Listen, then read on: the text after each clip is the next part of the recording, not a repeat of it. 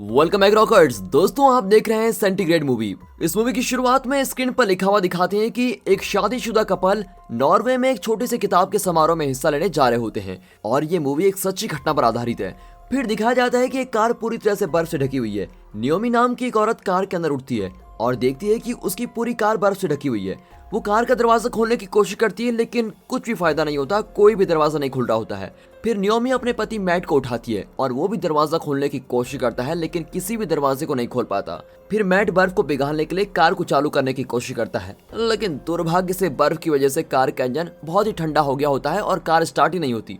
और अब इस सब की वजह से 8 महीने की गर्भवती नियोमी बहुत ही घबरा जाती है, जबकि मैट उसको शांत करने की कोशिश करता है कि सब कुछ ठीक हो जाएगा, तुम टेंशन मत लो। फिर जब मैट कार के पीछे का दरवाजा खोलने की कोशिश करता है तब नियोमी अपना सब्र खोती है और जो कुछ भी हो रहा होता है उसके लिए वो अपने पति को जिम्मेदार बताती है।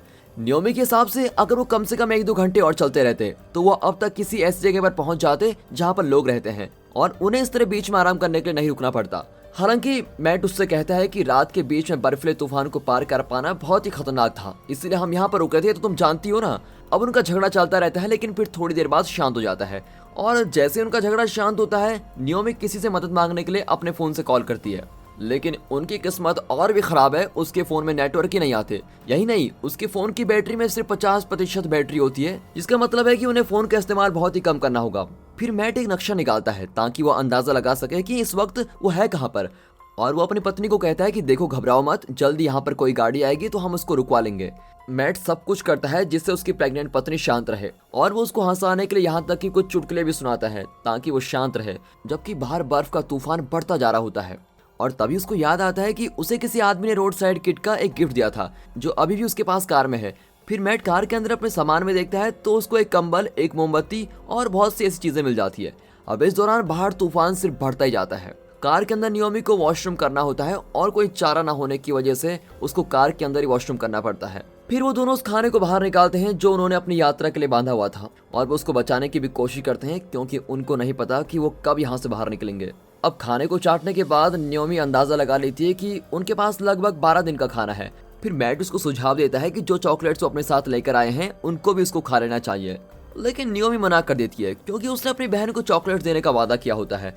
अब ये देखते हुए कि चीजें धीरे धीरे धुंधली होती जा रही है, नियोमी अपने पति को कहती है कि वो कार का शीशा तोड़े और बर्फ को खोदकर वहां से बाहर निकले। लेकिन इस वक्त मैट इस बात की बहुत ही खराब होता है क्योंकि उन्हें नहीं पता होता कि बाहर के हालात कैसे हैं और हो सकता है कि बाहर जमा देने वाली ठंड पड़ रही हो, इसलिए मैट कार के अंदर रहने का फैसला करता है। लेकिन ये बात सुनकर नियोमी बहुत ही गुस्सा हो जाती है और फिर उन दोनों में एक बार फिर से बहस शुरू हो जाती है, लेकिन आखिर में नियोमी को शांत होना ही पड़ता है। और अब ऐसे करते करते 4 दिन बीत चुके हैं और वो अभी भी कार में फंसे हुए हैं। बाहर का तापमान बहुत ही ठंडा होता जा रहा होता है। अब खाने की चीजों को बचाने के लिए मैट थोड़ा ही खाने का फैसला करता है। वो अपनी गर्भवती पत्नी के लिए खाना बचाता है क्योंकि उसको इस समय खाने की ज्यादा जरूरत है। और फिर जब मैट सो रहा होता है तो गलती से उसका पैर पानी की बोतल पर लगता है और पानी नीचे गिर जाता है। अब मैट बहुत ही दुखी होता है और अपनी पत्नी को डांटता है कि तुमने पानी की बोतल बंद क्यों नहीं की थी, और दोनों में फिर से बहस शुरू होने लगती है।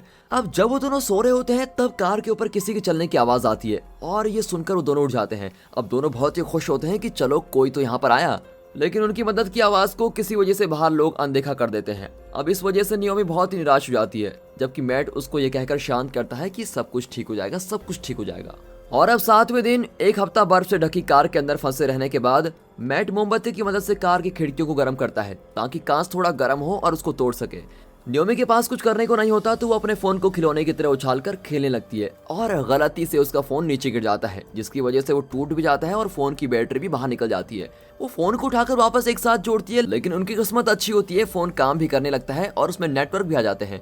और तुरंत नियोमी जल्दी से अपने पिता को कॉल लगाती है और वो रोते हुए उनको बताती है कि कैसे उनकी कार बर्फ के अंदर फंस गई है और उनको जल्द से जल्द किसी की मदद की जरूरत है। और आगे कहती है कि पता नहीं हम किस जगह पर फंस गए हैं, लेकिन तभी बात करते करते फोन की बैटरी बंद हो जाती है। और अब मैट थोड़ा परेशान होता है और उसको फिर डांटता है कि अगर तुम्हारे फोन में नेटवर्क आ गए थे तो मुझको क्यों नहीं बताया, मैं उनको डायरेक्ट जगह बता देता कि हम कहाँ पर फंसे हैं। और अब ऐसे करते करते 9 दिन हो चुके हैं। नियोमी कहती है कि काश वो दोनों इस छोटे से किताब के समारोह में ना आए होते तो वह अभी इन हालातों में फंसे ही ना होते। फिर वो मैट को कुछ खाने के लिए कहती है, हालांकि वो मना कर देता है और ज्यादा से ज्यादा खाना अपनी पत्नी और होने वाले बच्चे के लिए बचाता है। नियोमी एक बार फिर से मैट को कार की खिड़की तोड़ने के लिए कहती है, लेकिन मैट अभी भी मना करता है क्योंकि उसका मानना है कि एक बार खिड़की टूटने के बाद उनके पास सर छुपाने का कोई भी ठिकाना नहीं बचेगा। और अब 11वां दिन हो गया है और ऐसा लगता है कि तूफान कभी खत्म नहीं होगा। और नियोमी का भरोसा धीरे धीरे टूटना शुरू हो जाता है और वह अपने पति को एक चिट्ठी लिखने के लिए कहती है, क्योंकि अब उसको यकीन नहीं होता कि वो बच पाएंगे। अब मैट इस बात से थोड़ा चिढ़ जाता है और कहता है कि वो दोनों जरूर यहाँ से जिंदा बाहर निकलेंगे। फिर कुछ देर बाद ही उन्हें बर्फ को रास्ते से हटाने वाली एक गाड़ी की आवाज सुनाई देती है। वो बहुत चिल्लाते हैं कि कोई उनकी आवाज को सुन ले, लेकिन दुर्भाग्य से वो कुछ कर ही नहीं पाती और गाड़ी वहां से गुजर जाती है। अब मैट बिल्कुल ही टूट जाता है और रोने लगता है और इस बार नियोमी की बारी होती है उसको शांत करने की। अब 15वां दिन है। 2 हफ्ते कार में फंसे रहने के बाद अब उनके पास पीने का पानी भी नहीं है, जो था वो गिर चुका है। फिर मैट बाहर से कुछ बर्फ लेने की कोशिश करता है ताकि वो पानी पी सके। और फिर रात को नियोमी के पेट में दर्द होने लगता है, यानी कि वो बच्चा देने वाली है। फिर वो अपने कपड़े उतारती है और तेज तेज सांस लेती है और तभी वो गाड़ी की सीट के ऊपर का हिस्सा निकालती है और खिड़की को तोड़ने लगती है, जिसकी वजह से मैट की आंख खुल जाती है। अब ये सब देखकर मैट अपनी पत्नी को शांत करने की कोशिश करता है कि चुप हो जा, तुम अभी बिल्कुल शांत रहने की कोशिश करो। अब उसके शांत होने के बाद मैट देखता है कि उसकी पत्नी जल्दी एक बच्चे को जन्म देने वाली है। नियोमी अब बहुत ही डरी हुई है, क्योंकि उन दोनों में से किसी को भी डॉक्टर की पढ़ाई के बारे में कुछ नहीं पता, न ही डिलीवरी के बारे में कुछ पता है। लेकिन किस्मत अच्छी रहती है और पति की मदद से नियोमी बच्चे को बाहर निकालने में कामयाब हो जाती है और चमत्कारी ढंग से एक स्वस्थ बच्ची जन्म देती है। और दोनों बहुत ही खुश होते हैं कि इतनी सारी मुश्किलों के चलते हुए भी वो बच्ची को सुरक्षित जन्म दे पाए हैं।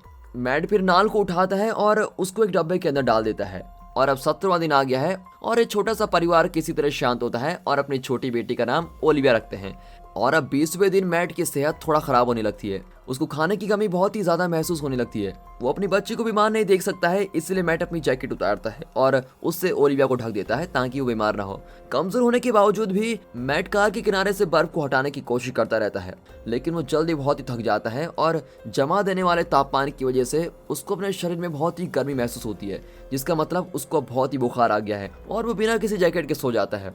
लेकिन अगले दिन जब नियोमी मैट से थोड़ा पानी निकालने को कहती है, तब वो कोई जवाब नहीं देता। नियोमी पहले उसको देखती है तो उसको लगता है कि वो गहरी नींद में होगा, लेकिन जब वो उसको जगाने वाली होती है तब उसको पता लगता है कि उसका पति अब नहीं रहा, वो मर गया है। और इस तरह वो उस आदमी को खो देती है जिससे वो प्यार करती है और उसकी बच्ची ओलिविया ने भी अपने पिता को खो दिया है।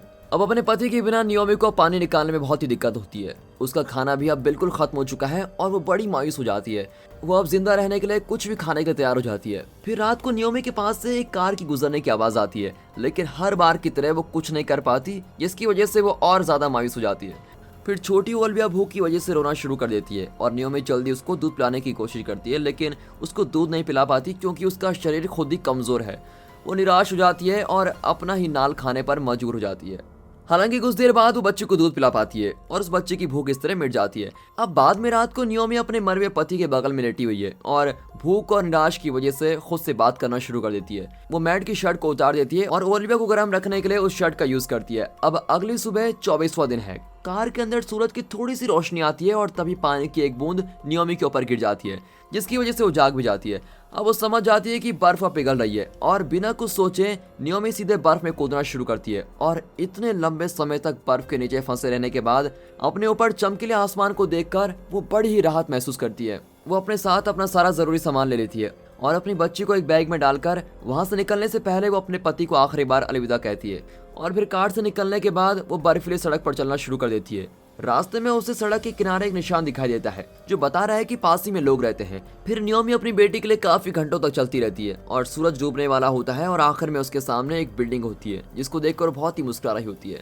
और दोस्तों मूवी के आखिर में लिखा हुआ दिखाते हैं कि नियोमी और उसके बच्चे को पास के हॉस्पिटल में ले जाया गया। एक्सपर्ट्स का मानना है कि वो इग्लू इफेक्ट की वजह से बच पाए, जो उन्हें बाहर की ठंड से बचा रहा था।